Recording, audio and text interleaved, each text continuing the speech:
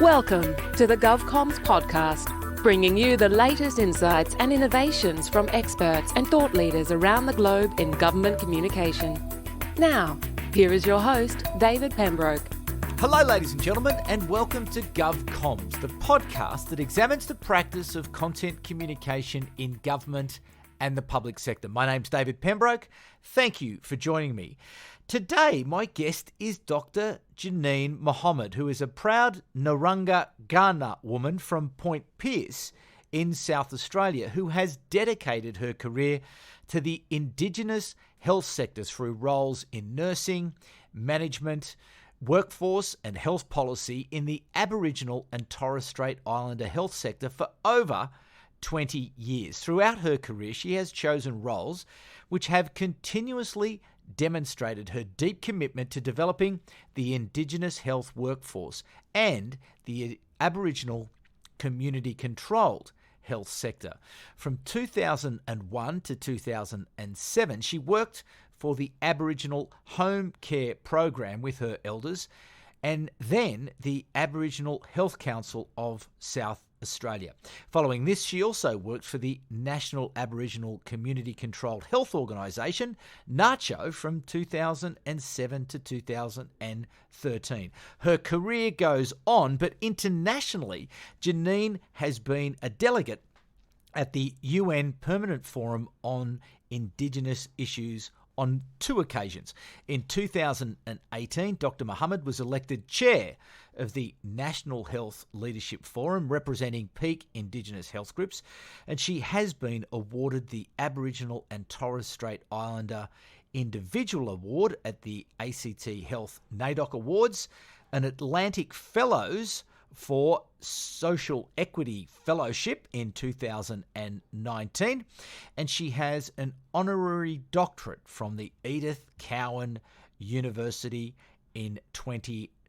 She joins me now, but before we speak to Janine, I would like to pay my respects to the elders of the land on which I broadcast from today, the Ngunnawal people, and pay my respects to their elders past, present and future, and acknowledge the ongoing contribution of our local community. And Janine, on which lands do we find you today? Hi David, I'm on the lands of the Wurundjeri people of the Kulin Nation, and I pay my respects to elders past, present and of course to future emerging generations. Thanks for having me. So it's a wonderful commitment of public service to Indigenous health. Tell us the story. When did you first start to think about the contribution you wanted to make in this field?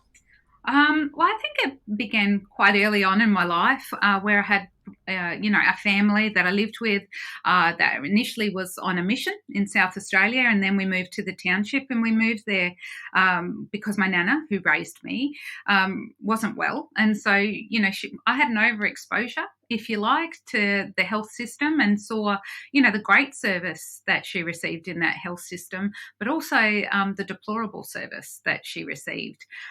So at a young age, I suppose I was interested in sciences and interested in contributing to a better experience of the health system for Aboriginal Torres Strait Islander peoples. And I thought it was going to be a quick, easy, job in my local hospital. But of course, then systems change, and I actually had to leave my community and study nursing in the big smoke in Adelaide. So that quickly made me very independent and very unsheltered. I began nursing and, experienced what lots of Aboriginal Torres Strait Islander nurses' stories contain, stories of racism, inequity. So I quickly, felt that I wanted to change systems. And that meant that I had to take myself and the toolkit, if you like, that I had to state level, and then a national, and eventually an international level. And I hope along the way I've had a positive impact.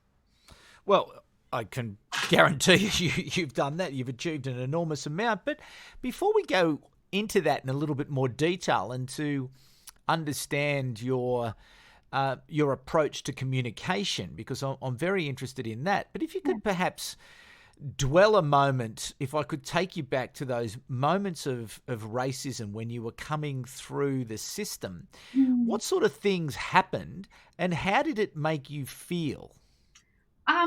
I suppose, one of the very obvious ones, and we still see it now, where people assumed what Aboriginal Torres Strait Islander peoples looked like. So, in asking that question, are you Aboriginal Torres Strait Islander? People wouldn't ask if people didn't look Aboriginal Torres Strait Islander. And of course, there's no set rules on what an Aboriginal person looks like. So, people were carrying biases around that. And of course, not wanting to ask the question as well. And yet, as nurses and health professionals, we ask lots of, really private questions, like when did you last open your bowels? What religion are you? So what was it, that made people feel that they couldn't ask that question? And often when I interrogated that with my colleagues, it was actually this notion that it wasn't a good thing to be identified as Aboriginal Torres Strait Islander. And I felt so proud of my culture. And, when you unpack that with people, they begin to learn that they've learnt some things in society that come through unconsciously in some of the most basic things that we have to do as healthcare professionals. And of course, we see that in healthcare outcomes now, lower transplant availability, downgraded care pathways. So, those were some of the things that I saw that I suppose I really wanted to enlighten people about and really share with them how they can unpack their biases and change their assumptions and their beliefs and therefore, offer people a better practice. So did you grow a resilience through that experience? Because I imagine that would have been quite hurtful in many ways when people were denying you the pride that you obviously felt and was how you felt about who you were and what you were doing, but then that feeling was denied to you.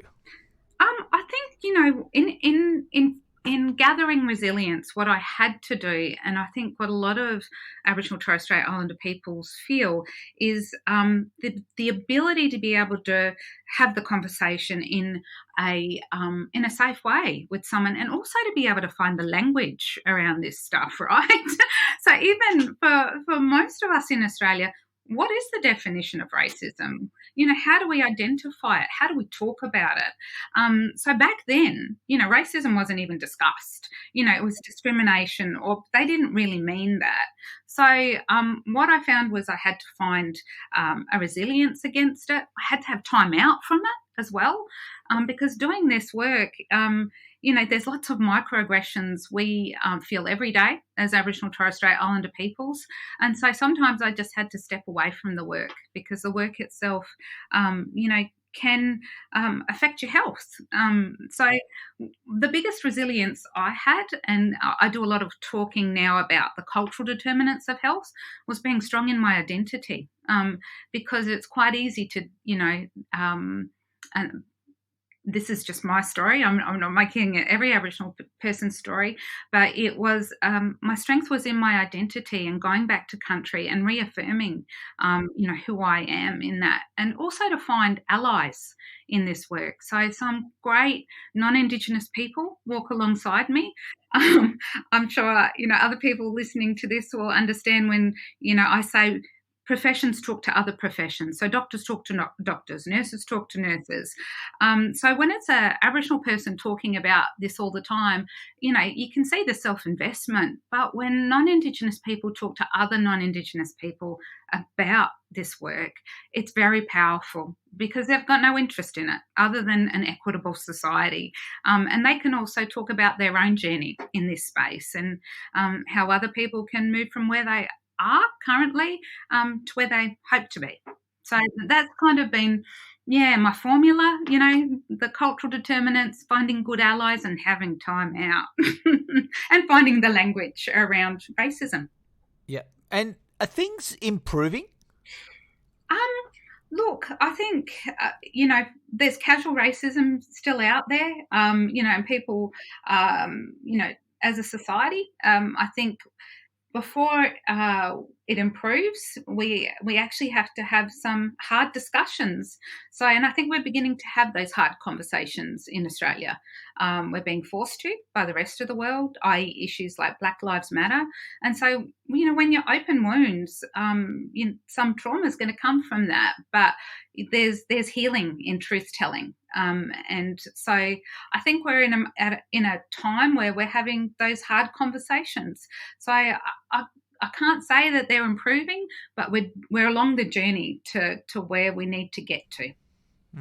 My concern, and I'm sure you share the concern, is that there is these moments like the Black Lives Matter movement and everything that goes around that raises that awareness that there's a spike, and then everyone gets really enthusiastic for a day, and then the football's back on, and they go, "Oh yeah, I'll worry about that later. Yeah, actually that meant something to me," but they don't stick with it. So how do we tag it to people in such a way that we can, grab that initial enthusiasm? Because I believe strongly that people do want to do it, but just revert to type and get busy, and we move on. It's a big question to ask because it's a multi-pronged approach, right? There's no silver bullet to this stuff. I talk a lot about cultural safety, and cultural safety is a concept about lifelong learning and lifelong self-reflection.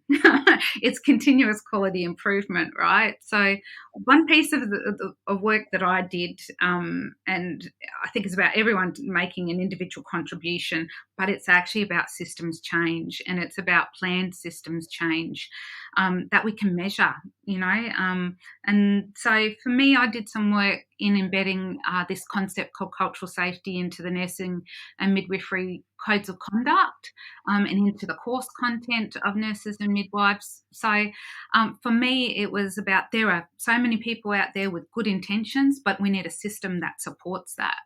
And when those good people leave, that the system doesn't change, that the next person in can go in and build upon that great work that person has done. So that's my, approach, I suppose, to how we don't let it be a splash in the pan, if you like, in the Australian consciousness. Yeah.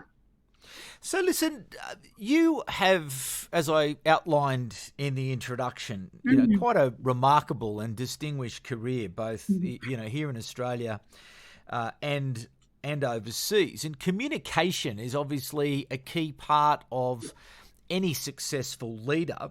So if you reflect then on your work when you were the Chief Executive Officer of the Congress of Aboriginal and Torres Strait Islander Nurses and Midwives, how did you go about shaping and framing and improving your communication with not just with your team, but also with your stakeholders? What are the magic ingredients for you to achieve effective communication? Magic ingredients. I think probably one of the things for me was meeting people where they were at. So really spending time with people, understanding what they knew, and, exploring things that they didn't know. So getting everyone who were leaders, and I had, that great opportunity to talk and work with some great nursing leaders, that we were all on the same page, I suppose. And one of the places that we started was intergenerational legacy that we'd all inherited, not just Aboriginal Torres Strait Islander Australia, but non-Indigenous Australia as well. And we talked about actually our profession and what was the historical truth telling about our profession. So, I shared with them my experience of my first year at nursing. There was no content around, Indigenous nurses or midwives in my first year of nursing. And yet I'm sure when the first fleet came, there were, Aboriginal men and women who were practicing medicine, and assisting in childbirth as well. So, why couldn't that be a part of truth telling? There was also, a history of medical experimentation. on Aboriginal Torres Strait Islander Australians, and health professionals were implicated in that. So what did that mean, for us here and now? What had we inherited? What was the legacy? Who was included in those systems and who was excluded? And what were the benefits for both of those groups? So those were some of the, deep, daring conversations that we had. But, I was pretty privileged that I worked with a group of people that were ready to have those conversations. And, of course, nursing are a group of people that care for people. So they want to be seen and they want to, be offering kindness, but also equity. And we discussed equity. It was, people said, oh, but I treat everyone the same. And of course, that doesn't equal equity. Equity means, meeting people where they're at, understanding that people have different needs, and, offering people solutions to their needs. That's not offering cookie cutter health approaches, because that doesn't mean that we're going to get the same outcome for everyone. It's a fascinating task, and I think between the Indigenous and non-Indigenous, and I've recently begun my reconciliation journey in a substantive way with Yarn Australia, and I had a session as part of this discussion, and there's lots of insights and that you get from self-reflection, and one of the key things that I've taken from some of these first sessions and discussions I've been having with Warren Roberts from Yarn Australia is this sense of, the contrast between Indigenous and non-Indigenous, and Indigenous, to take the time, as you say, to discover and to be curious, to find where people are, and to just, be comfortable taking the time to genuinely find where people are, and not to be in such a crushing rush to, solve, move, come on, let's go. We've got to sort of get on, and we've got to make progress, and we've got to do things, and we know better. And it's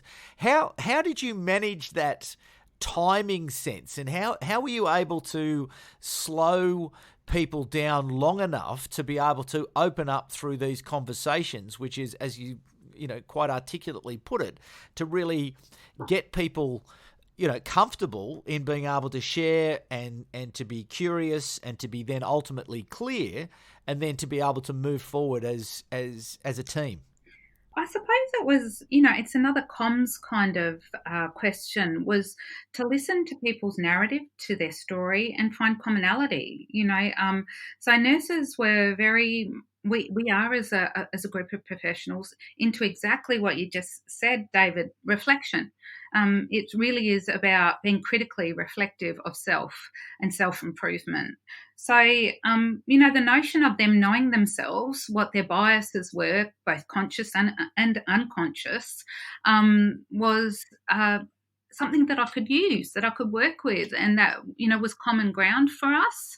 So I think, and there were a whole heap of events that were, that really assisted that piece of work that was happening in the Australian narrative, if you like. We had the scenario of Adam Goods, which was hot on the agenda, and really, gave the Australian public something to talk about in this space, be it good or bad.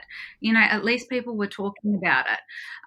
We had racism named in the Aboriginal and Torres Strait Islander health plan for the first time.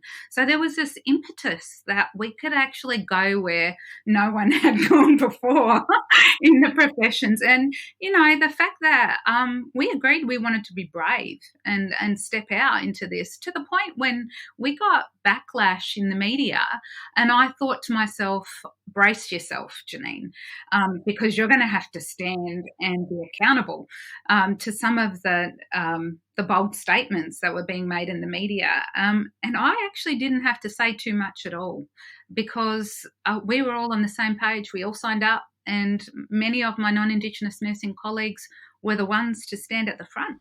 I was super proud of that. What was some of the criticism that you were attracting?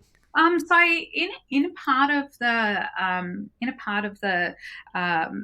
what do you call it, glossary, we actually unpacked what cultural safety was. As I said, it's about knowing thyself, conscious and unconscious attitudes, and really understanding your racial orator.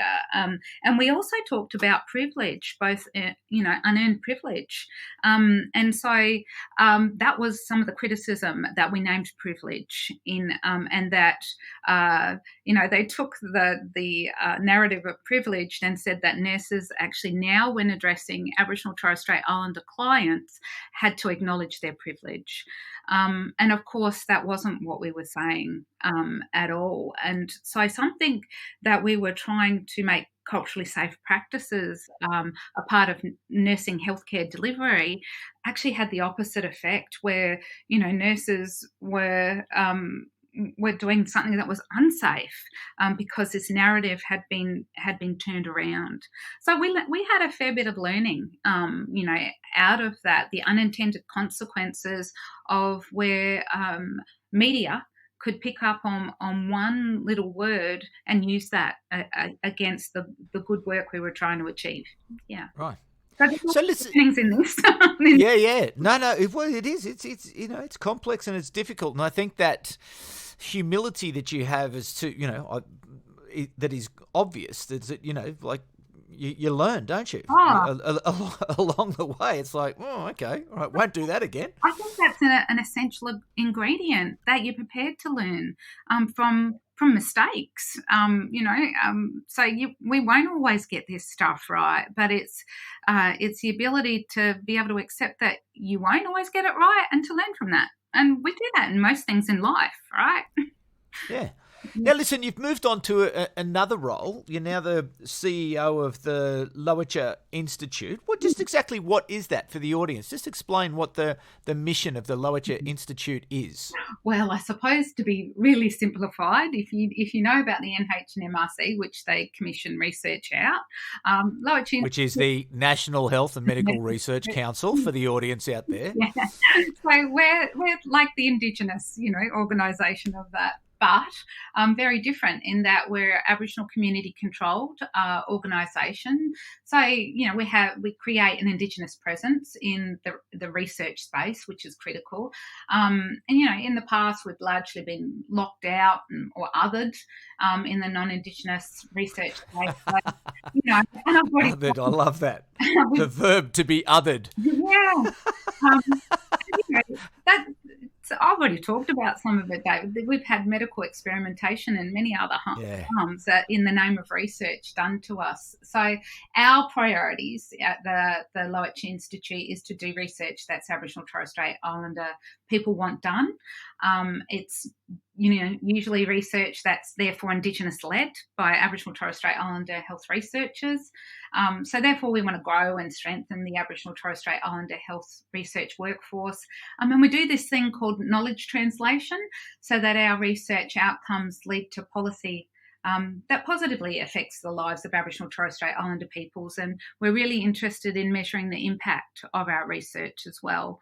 So, yeah, that's what we do in a nutshell. But again, communications obviously fundamental and central to your effectiveness. You have, publishing, consulting, research, policy work, advocacy work, perhaps different new stakeholders that you're discovering and understanding new and different parts of the ecosystem to be effective. What are the principles that you bring, again, in this new challenge to help you communicate effectively? I don't think they're dissimilar to what I've always used, because it's worked for me, as a CEO. I think, for Lowitja Research Institute itself, what we want is research or knowledge translation that's actually meaningful for Aboriginal Torres Strait Islander communities. And so if the research is done with them, it's that reciprocity of you give back. And so that there can be improvements in the way that they want to carry out their future work, but also we have a responsibility to them to ensure that the research outcomes or recommendations go up to government. And I suppose in doing this work with you today at Content Group, it's important that we not just work with health, but we work across the social and cultural determinants of health. So it's about getting the Lowitja name out there in a very small, podcast to the other areas of... Easy.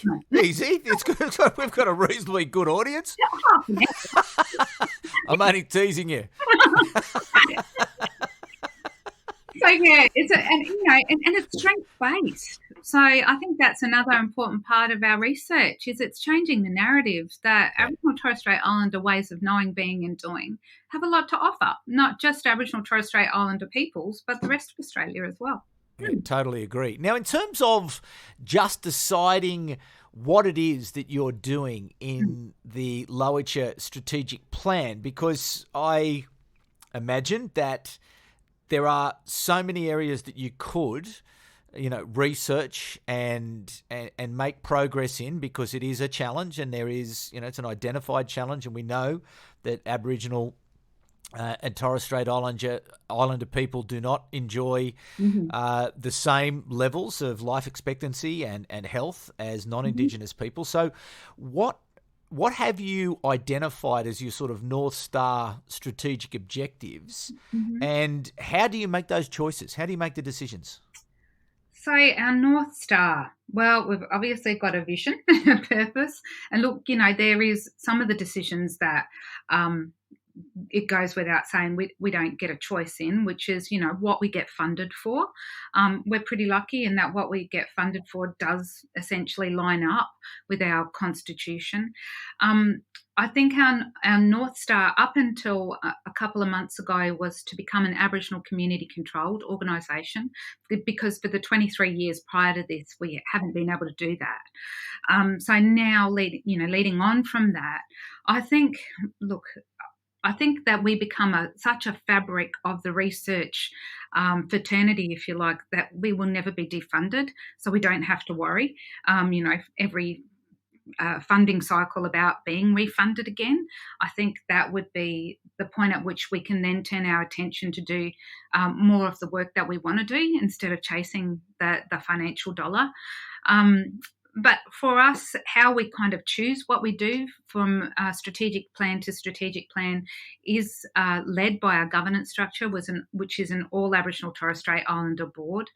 We founded ourselves on the principle of Lowitja herself, our patron, which is to be brave, a brave organisation that speaks on behalf of Aboriginal Torres Strait Islander peoples. And I suppose, in saying that if a young Aboriginal person wants to be a researcher out there, that they really do have the choice of becoming that, and there's no there's support for them to do that, and that there's not and if someone wants research done in their communities, that it's something that's easy to access, and that happens via the Lowitja Institute. But a lot of our work that we do is determined by our big conference that we have every couple of years, where we have a conference statement that comes out of that. That conference statement then sort of outlines for us from funding round to funding round, because we fund Aboriginal researchers to do Aboriginal research, that those conference themes then actually decide what our priorities for research commissioning is going to be for the following round. So that's kind of a very different way to setting research agendas and doing research. And then, of course, in amongst all of that, we're doing knowledge translation, impact, advocacy, as you've already said, David. So, I don't think there's one North Star. There's lots of them. There's a constellation. Yeah. Lots to do. But listen, before we go, I just do want to reflect on Lowitja, and just the integrity, the simplicity, the humility. I had the great privilege of interviewing her a number of times when she would come to Parliament House to represent her views. I was a reporter for the ABC Radio Current Affairs, and she would often come into the studios and speak with such as I say, integrity, humility, simplicity. She was a wonderful communicator. Just tell us your reflections on her, and it really is so appropriate that this institute be named after such a great Australian. Yeah, I suppose my reflections on Lowitja, and we've got to cast our minds back, don't we, of what the systems were like back in the 1970s and 60s. There was no Aboriginal flags flying in schools. There was no acknowledgement of country.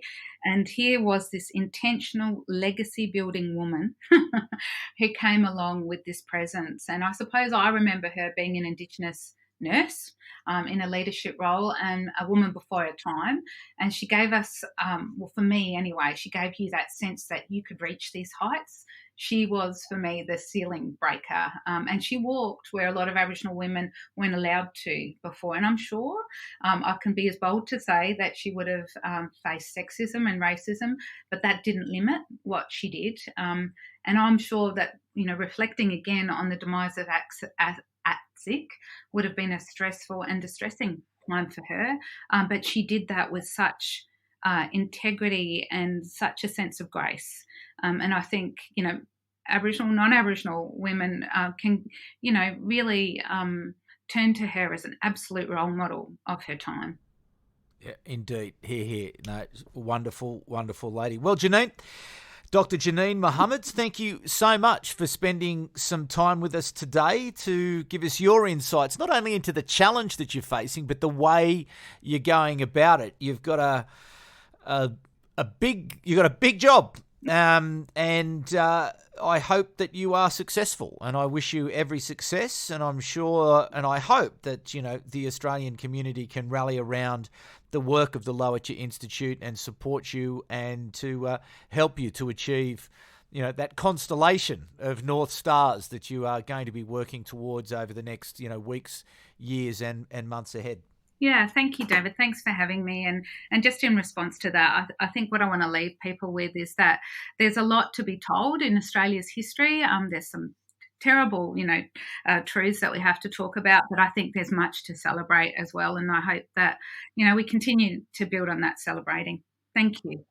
Dr. Mohammed, thank you very much. And to you, the audience, thank you once again. This podcast, I have decided earlier this week that I've mentioned Yarn Australia, and I have mentioned the journey to reconciliation and the importance of that. And again, I'm not going to dwell on my own experience, but I do want to encourage you to take the path to reconciliation through Yarn Australia and to visit www.yarnaustralia.com.au and see what that has to offer you, because I think it really will reflect a lot of the discussion that we've had today with Dr. Mohammed and the important work that she is leading. So anyway, this podcast is brought to you by Yarn Australia, so go and find out all about it. But yes, thanks audience for coming back once again.